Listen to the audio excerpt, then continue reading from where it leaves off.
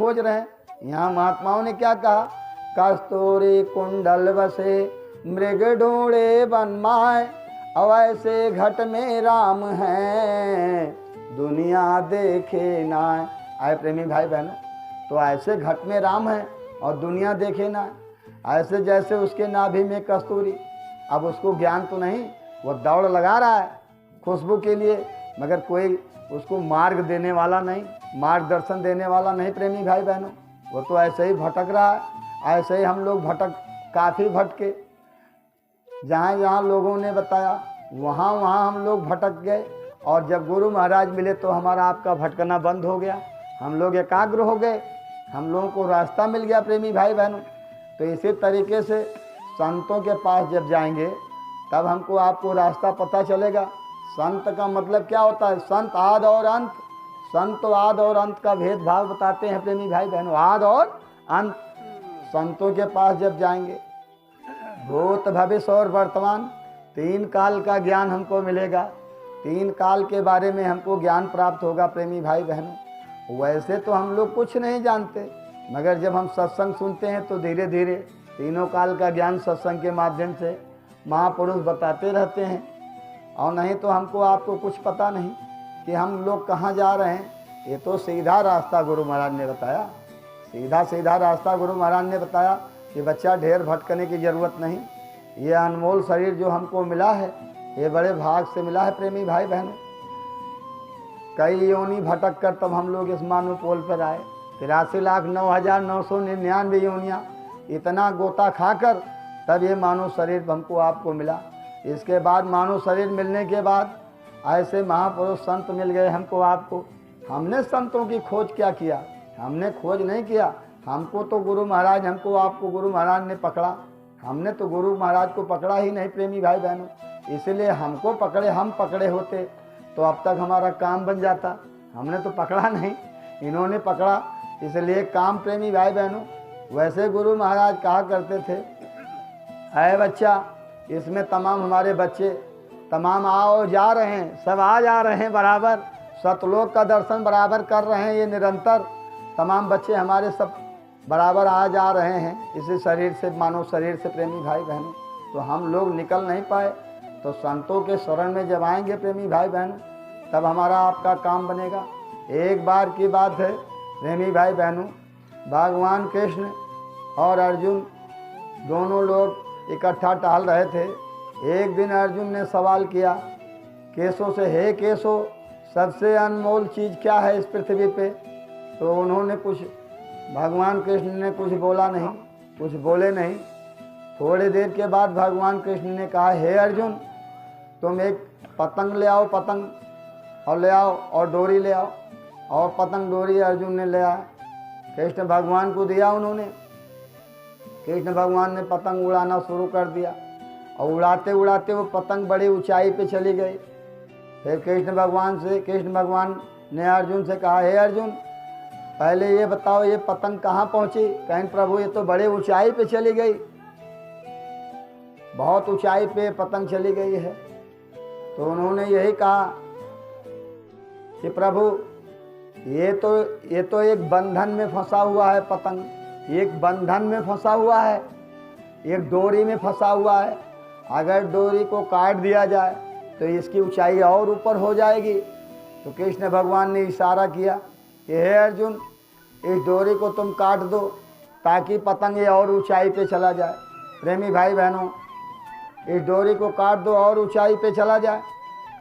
तो अर्जुन ने उस डोरी को काट दिया, तोड़ दिया। अब जैसे डोरी को तोड़ा, तैसे धीरे धीरे पतंग आकर गिर गया नीचे। आए प्रेमी भाई बहनों, ऐसे संत सद्गुरु उस नाम के डोरी से हमको आपको जोड़ दिए हैं, और हम लोग इनकी दया मेहर से हम लोग ऊंचाई का सफ़र सतलोक का कर रहे हैं इस शरीर में। ये तो डोरी, नाम की डोरी तो इनके पास है। प्रेमी भाई बहनों, एक बार गुरु महाराज ने कहा, अरे बच्चा, चाहे जितनी ऊंचाई पे तुम उड़ लो, मगर तुम्हारी डोरी मेरे पास है, जब चाहूँगा तब गिरा दूँगा। तो आए प्रेमी भाई बहनों, ये नाम की डोरी गुरु महाराज ने हमको आपको दे रखा है। हम लोग तो एक पतंग हैं, उड़ रहे हैं इनकी दया कृपा मेहर से, पूरे दुनिया में सफ़र कर रहे हैं। देश विदेश में सफ़र कर रहे हैं, आधुनिक वैज्ञानिक में सफ़र कर रहे हैं प्रेमी भाई बहनों, ये सब गुरु की सदगुरु की दया है प्रेमी भाई बहनों। तो ये मालिक की दया।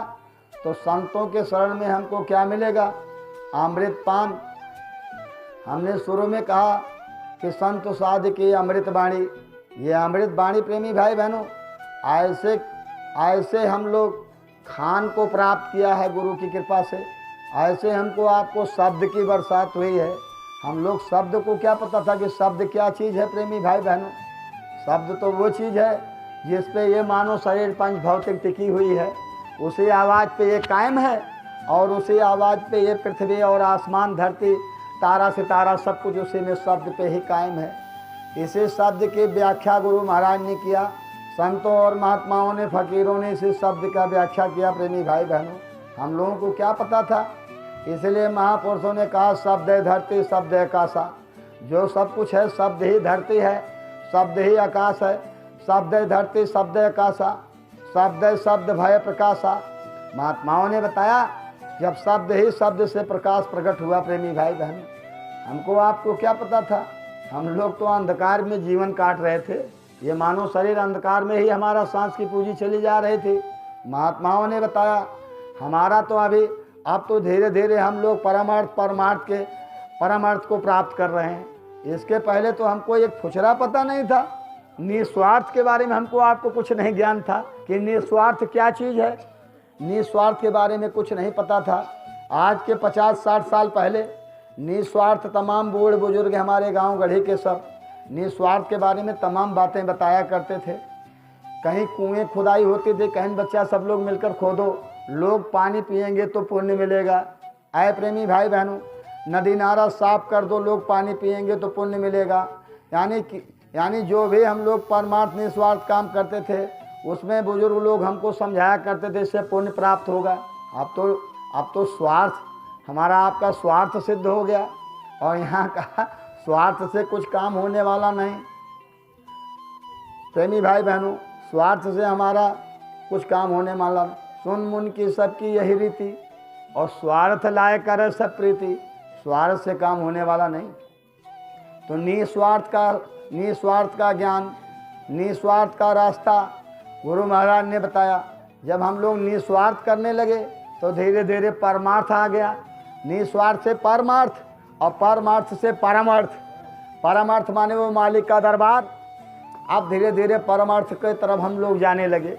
मगर पहले तो हमको आपको निस्वार्थ ही तो गुरु महाराज ने सिखाया है। बच्चा कोई भी काम करिए निस्वार्थ करिए, उसमें कोई स्वार्थ नहीं होना चाहिए। अगर स्वार्थ हो गया तो आपका काम सब बिगड़ गया। निस्वार्थ से परमार्थ, और परमार्थ से परमार्थ। जब परमार्थ बनने लगेगा तब हम आप परमार्थ को प्राप्त कर पाएंगे, इसके पहले नहीं। जब तक निस्वार्थ से परमार्थ, परमार्थ से परमार्थ। आए प्रेमी भाई बहनों, सत्संग वो चीज़ है प्रेमी भाई बहनों। महापुरुषों ने कहा सत्संग से तमाम ज्ञान प्रकट होता है। अब आप बताइए भक्ति क्या है? अभी हम लोग भक्ति तो जान ही नहीं पाए। गुरु महाराज की दया से धीरे धीरे जानने लगे। ऐसे इतना आसान नहीं। जब महात्माओं ने कहा कि 12 बरस रहो महात्मा की टोली, 12 बरस इनकी सेवा करो, सब घर परिवार छोड़कर, तब आप समझो इनके एक शब्द ठिठोली। 12 बरस तब कुछ त्याग दीजिए आप, तब आपका काम बनेगा। अभी काम क्या बना?